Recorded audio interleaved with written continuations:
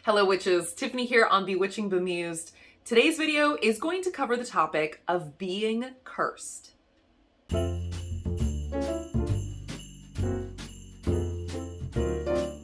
Over the course of the next 10 minutes, 12 minutes, 20 minutes? I honestly have no idea how long this video is going to end up being. I'm going to cover why curses are very uncommon, mundane issues that can have curse-like qualities, symptoms of an actual curse, and of course, how to break it. I first want to discuss why curses are uncommon, and this is because while I'm not trying to invalidate anyone's experiences or dismiss anybody who is genuinely concerned, I want to assure you that there is absolutely no reason to panic, whether it is a curse or not, and I also want to apply some mundane assistance as well as magical.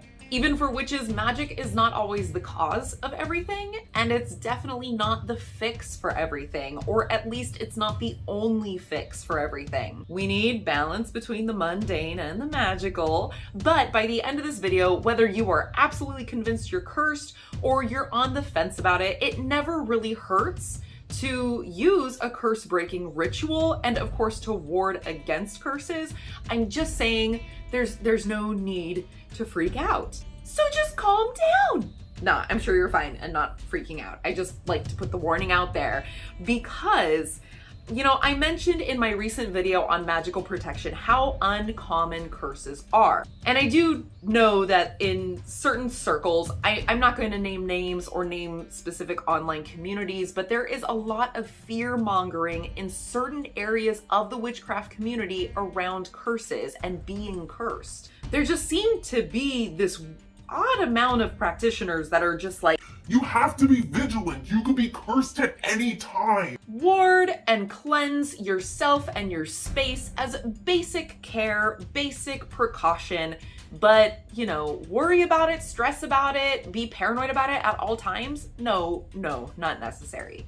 I do think oftentimes this jump to the conclusion of it's a curse comes from the natural human desire to want to have someone or something to blame, someone to hold accountable when things aren't going that great for you. And even if you don't have an actual person to point your finger at and say, they cursed me, at least you have an easy fix through cleansing, through ritual, and then you can ward against curses in the future. That is a very comforting thought, yes, but magic, again, is not the fix-it-all solution in life. If you assume that you're cursed and you perform a curse break, and what you actually need to be doing is seeing a doctor for a physical health issue or ending a toxic relationship, you know, that ritual is not really going to do much for you. The reality is sometimes things just go wrong in life. Sometimes it's the universe or the all or deity, whatever you personally apply to that creative energy, challenging you and strengthening you, giving you challenges for you to overcome to improve your resolve and your character.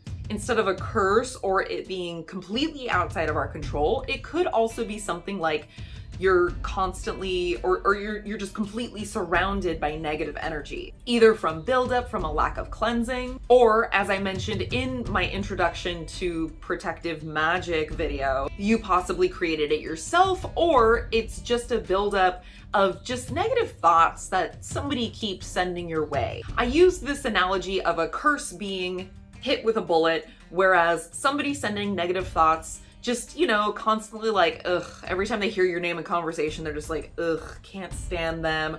Or they're just like, oh, they don't deserve that new car or whatever it is. You know, those are just kind of like flicks. They might sting a little, they're annoying. Over time, they start to wear you down, but at the end of the day, it's not the bullet of a curse. And finally, sometimes, the most difficult one to talk about, our misfortunes are caused by ourselves. And what we really need to do, as opposed to performing a cleansing or a curse-breaking ritual, is to take a look inward.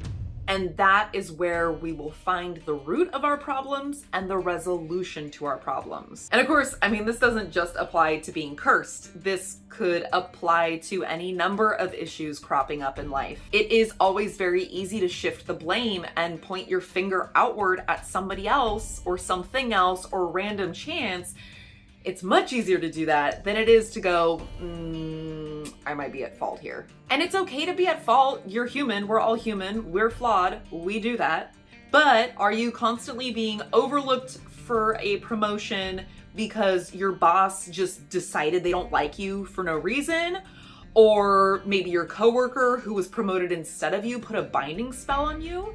Possibly. I'm not saying that those aren't possibilities. They are. But it never hurts to practice some self-awareness and ask yourself, did the person who was promoted instead of me outperform me at work? Did I really apply myself while working on this particular project? How do I respond to authority or constructive criticism? And of course, this doesn't just apply to work or to colleagues or superiors. This could be in your love life, in your friendship groups, in your family, in your education, really all areas of life. If you're sitting there going, I constantly feel like everybody's out to get me, it doesn't necessarily mean it's a curse. You just might need to look and examine your own behavior. And I'm not saying that to be harsh.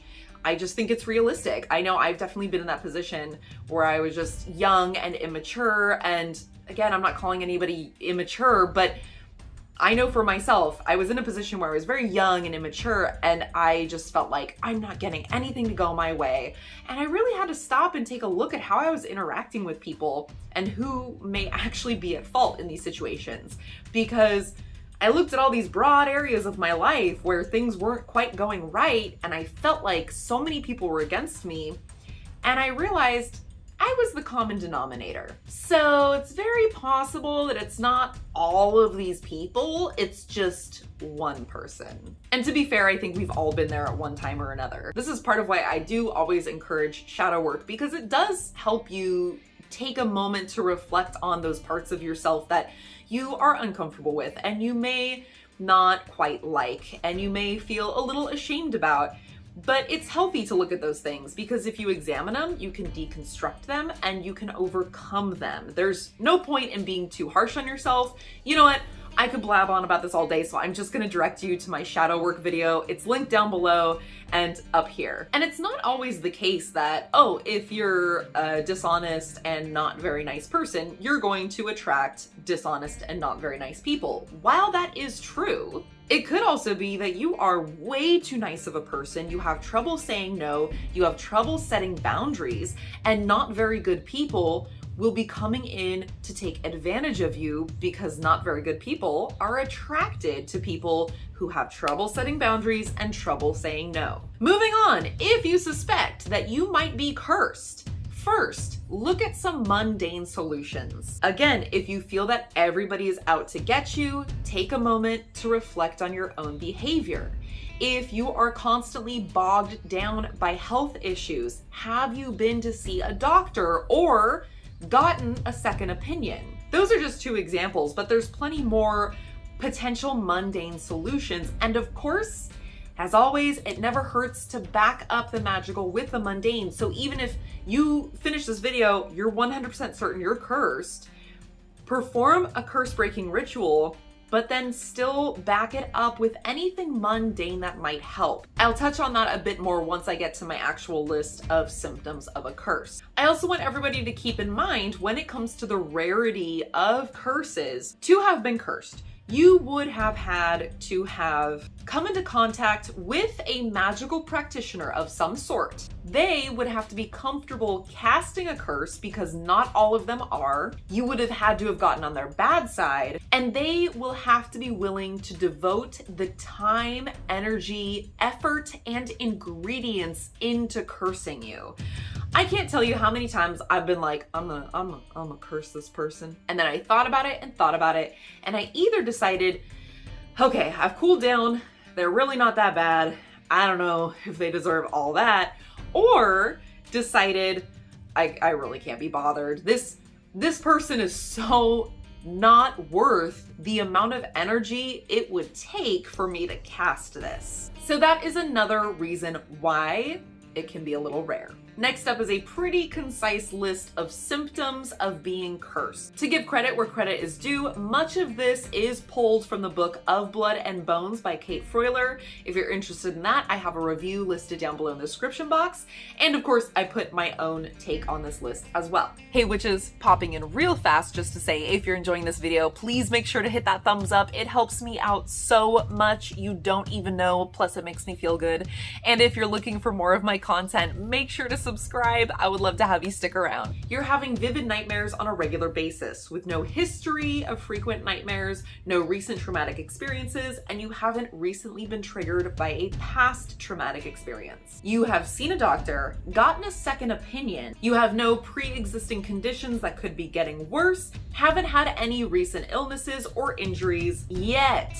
You have constant fatigue, mental fog, random physical pains, emotional or physical exhaustion, or you keep experiencing minor health concerns one after another, such as the common cold, which just seems to be never ending, or as soon as you recover from it, boom, you get another one. You keep losing things. Plants on your property or in your home are dying for no reason. Your witch's ball, protective jewelry, or other protective items have broken, or your pets are acting strange. You feel like every person you're communicating with is misunderstanding you or ignoring you entirely. And or you've been bickering a lot with people you're close with, especially when it's more than one person and there's no obvious reason for tension between you two, such as a recent issue or one or both of you going through a particularly stressful period. Every little thing that can go wrong does. Now, we all have bad days where this happens and it's just one thing after another. It might be a curse if it is just really big, really extreme things. It feels like way more than a bad day. Or it's one bad day after another, where everything goes wrong. So first thing in the morning, you burn your tongue on your cup of coffee. Then on your way to work or school, you get into a fender bender. You come home from work or school and your pet is sick. Then you wake up the next day and you found you broke out in acne for no reason. Your pilot light went out and you drop your phone and crack the screen. If things like that are just really piling up, it could be a curse. Finally, and probably most obviously, if you find physical evidence on your property of a curse, such as a jar of urine or nails, like hammering nails, not fingernails. And here's the moment you've all been waiting for, where you've probably been sitting there going, come on Tiff, hurry up, shut up. I just want to know how to break the curse. Finally, how to break a curse. Again, I'm going to harp on it. Make sure to back up your magical with the mundane. Now, you have several options for breaking a curse. Which one you go with will heavily depend on your personal preference, your personal style of witchcraft, and what you're comfortable with. I'm not going to go into too much detail of any particular one. I'm just going to give you several ideas and kind of the basis of what they do, and I'm going to send you on your way to Google. So if you are comfortable with this, you can, if you want to, return the negative energy to its sender. Send it right back to its source by performing a mirror spell. Now, I understand why many people would not be comfortable with that, but I also understand if people are like, I've been cursed and I want a little bit of vengeance. Another option, particularly if you are a crafty witch, is to create a puppet of yourself. When you do this, you will be giving it the intention that it will receive all of the negative energy and all of the effects of the curse on your behalf. My final suggestion for today is an uncrossing spell. Now, the reason this is great is because there are so many different mediums in which for you to do it. You can purchase uncrossing candles. You can create an uncrossing ritual bath. When I Googled uncrossing rituals, I immediately found one on Pinterest using incense. Basically, you can find one to suit whatever style your practice is. One that I highly want to recommend is a lemon and salt uncrossing spell by Mickey Mueller. Now keep in mind, uncrossing spells are not just for breaking curses. They are used to remove you from any sort of crossed condition. There is a video for that lemon and salt uncrossing spell by Mickey Mueller linked down below in the description box. It is a super simple, low ingredient spell that I love performing myself. I highly recommend, and in the video she also further talks about other crossed conditions. It's just generally a really great video. Okay, so you've performed one of those previously mentioned rituals. You've either broke or deflected the curse. But now you want to make sure to cleanse yourself and your home of any sort of residual negative energy that was already sent your way prior to breaking it and has kind of stuck. So for this, I would recommend performing something like an egg cleanse. If you prefer smoke or sound cleansing on yourself, you can do that, or you can do a ritual bath. For the bath, I would recommend using salt as well as blessing and purification herbs such as bay leaves, rosemary, star anise, and cloves. There's lots more for that, so use what herbs you prefer for purification, cleansing, and blessing. Also, because I mentioned toxic people earlier, if you happen to know exactly who cursed you, I highly recommend performing a cord cutting ritual. It just never hurts to just break all ties with that person. I mean, they cursed you. I don't really know why you wouldn't want to do that. On an end note, keep in mind that this person's will to curse you is never, ever, ever going to be as strong as your will to live a life filled with joy and success. Spend a little bit of time each day after the ritual meditating on the joys that you deserve in life and focusing on gratitude for the good things you already have. It never really hurts to just do that anyway. And of course, finish it all off by checking in on your protective wards and recharging them. Okay, witches, that is it for now. If you are looking for just like a little bit of extra content every month, or if you are looking for a way to be supportive of my channel and the work that I do and show a little appreciation, you can head on over to my Patreon. My lowest tier is only $2 a month. So if you have that amount to give, you know, I would appreciate it. If you have more to give, awesome. But if you can't afford the $2 a month tier, don't worry. I still really appreciate each and every one of you. Your views, your clicks, your likes, your comments. I have so much gratitude for each and every member of my audience. That said, I will see you all next week with another sparkling new video. In the meantime, stay magical.